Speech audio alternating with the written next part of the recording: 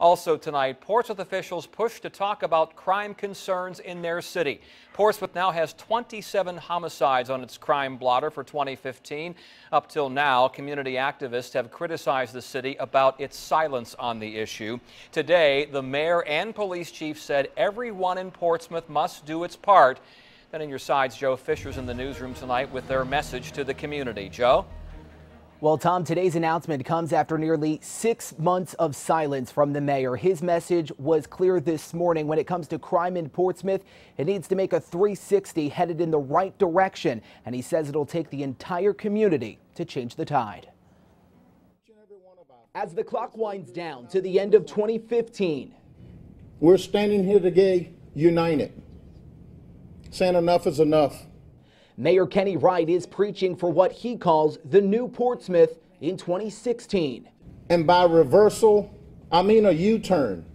I mean a complete turnaround. The mayor announcing a crime reversal plan in a prepared speech Thursday, but he offered few specifics. This is the first time he's talked to us in months. Why now? Why December 31st? Why are you just talking to us right now? We're on the threshold of a new year.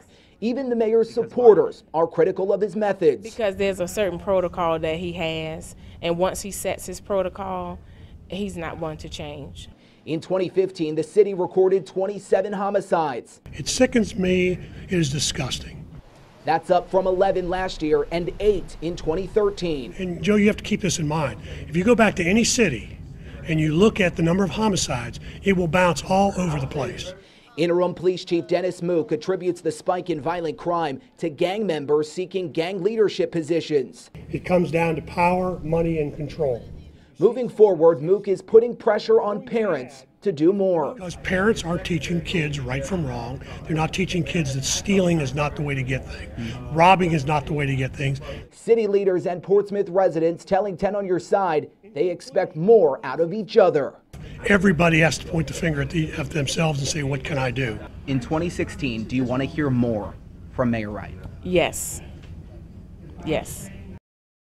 And Chief Mook telling me today that violent crimes are up in this city, but overall crime in Portsmouth is down nearly 30% since 2008. He says 90% of those crimes are drug related. As for the mayor's plan in reversing this criminal activity, he says more specifics will be released over the coming weeks about his plan.